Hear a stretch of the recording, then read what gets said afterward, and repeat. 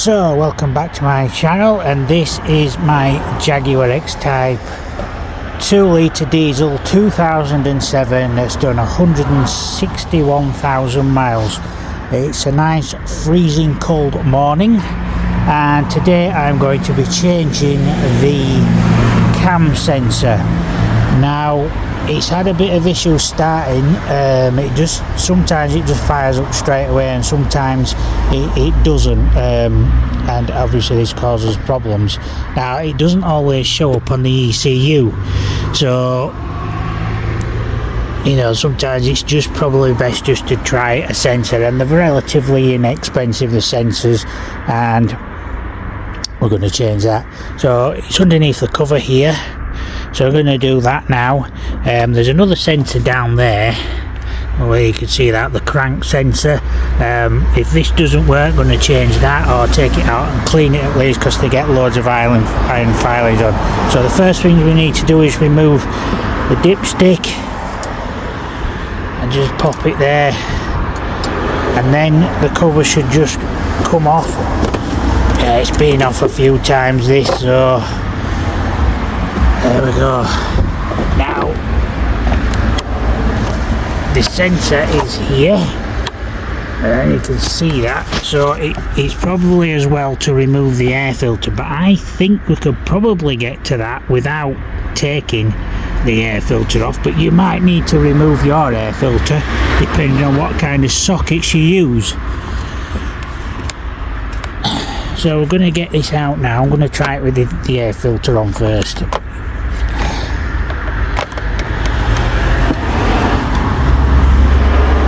So there's a little socket here, so you can leave that on if you want, but there's a little 8mm bolt there.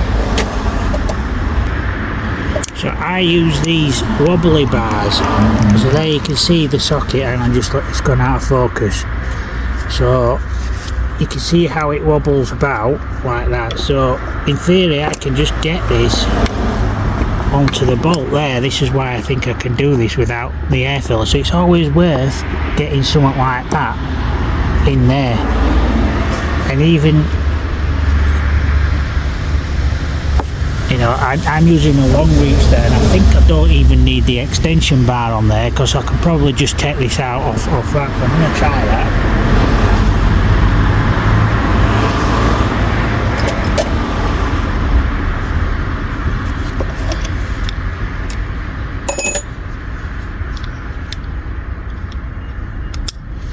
Now I've got this as well, so this is a, there we go, so this should just crack off.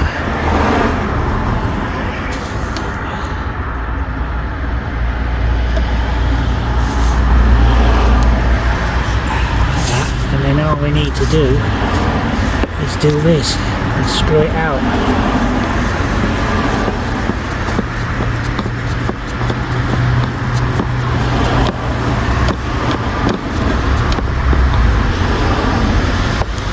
Try not to lose the bolt in the engine.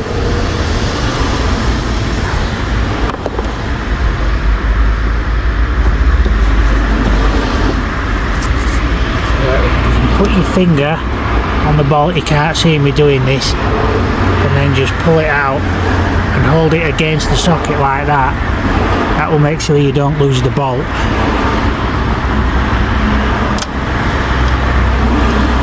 So it's just the wiring harness in front of it, so it should just wiggle out, and I'm just going to gently use a plug, because I don't want to pull the wires out. And just pull it out like that. Now you can see that's covered in oil. We do have a new one. I'm going to pop that in now. I'm just going to unclip it, so the clip's there. So you can just get a screwdriver under it. If you're removing the air filter, you'll be able to get a screwdriver in, and that should just unclip. There we go. There you go.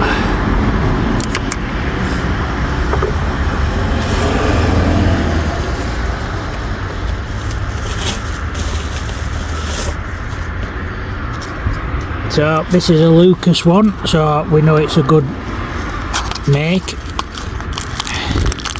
Now I can just pop this back in as it is, I don't need to clip the wire back on, but there you go, it's exactly the same.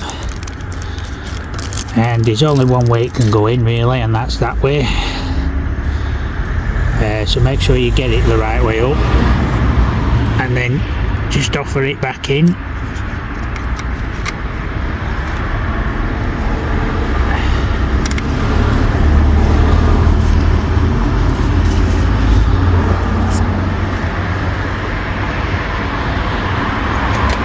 Might just need to help it, push it past.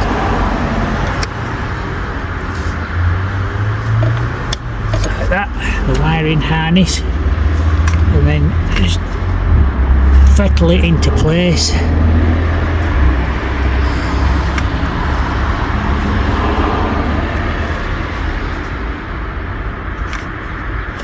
Like so.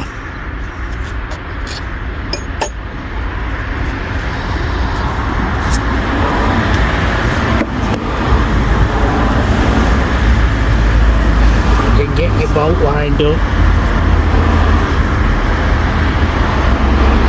and gently get your bolt into the thread. Start it off by hand with the socket. So these long reach sockets are handy for doing this. Like I say, you can use the wobble bar extension. Like I say, if you want to remove the air filter, just remove the air filter. So what we're going to do now is I'm just going to tap this a little bit using the other end of the socket just to make sure it's in, and then I'm going to tighten this up now.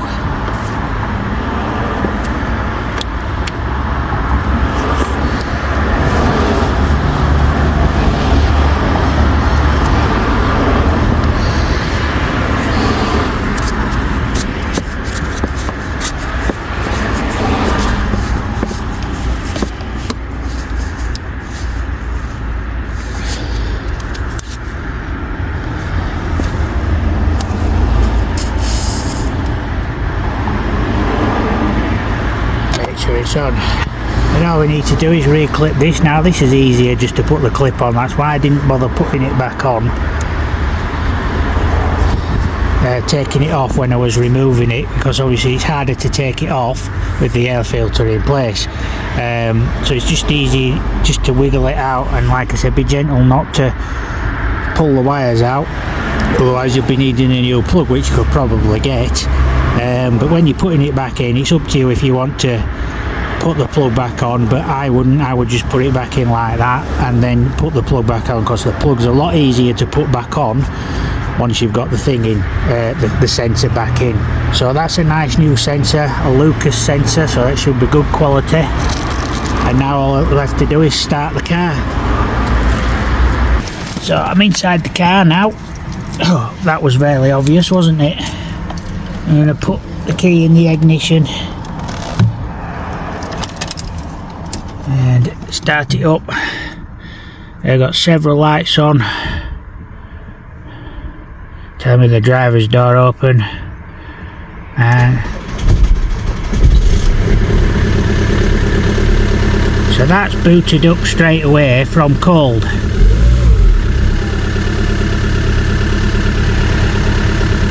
And yeah, everything seems okay. Probably a good idea to take it for a run and then see where we're at. Now I've got my OBD meter already in, so I'm just going to check it for any codes.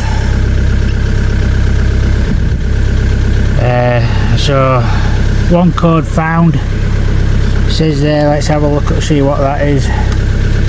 Read code, stored code. Oh, no code stored. So it's come off whatever it was, whatever was doing. Let's escape that, come back out. Right, let's do that again.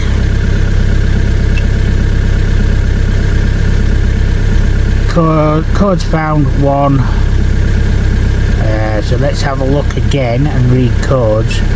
And let's have a look at pending codes, see if there's anything there. Exhaust gas recirculation sensor at circuit low, so that's still an issue. So what we're going to do is I'm going to erase the codes now and see if that goes off, because it's obviously not picking it up. Right, erase failure, hang on. So we need to turn this off and just press erase code again. I think we need to turn the ignition on. Ow! One-handed YouTubing. Right, so we're going to erase code again. See if we can get rid of this. I noticed it can't spell this thing, so I'm just going to exit a minute. Read codes. Pending codes. No pending codes are stored in this module. Press any key to continue. Stored codes then. No codes. Okay. So there we go. Right, try that again. So there we go, codes are off now, it's obviously erased it. Just going to start it up again, see what happens.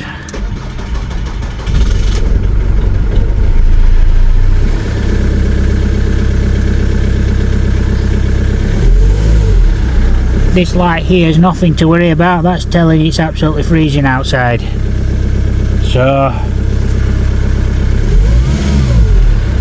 just going to read codes again. So I've got a green tick there, so that tells me it's probably alright now. So I'm just going to press read codes again. No, and let's go back, do another test.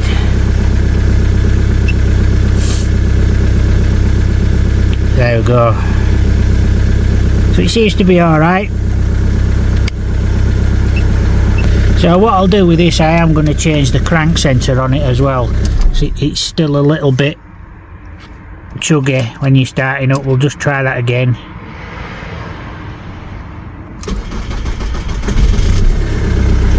It seems to just fire up straight away, so it might have resolved the problem. Best way to check it out now is just to check it on a run. So anyway, I hope that's helped somebody today. Like and follow for more of this. I know get these old cars and we start doing stuff on them, but it's the challenge of getting it going and running sweet. So I'll get everything back together. I'll probably take it for a run, I don't know. But anyway, don't forget to like and follow to the channel and get my subscriber base up, because it needs to go up a little bit more, please. And we'll get some more videos done. Thanks for watching, guys, and I'll see you in another video soon.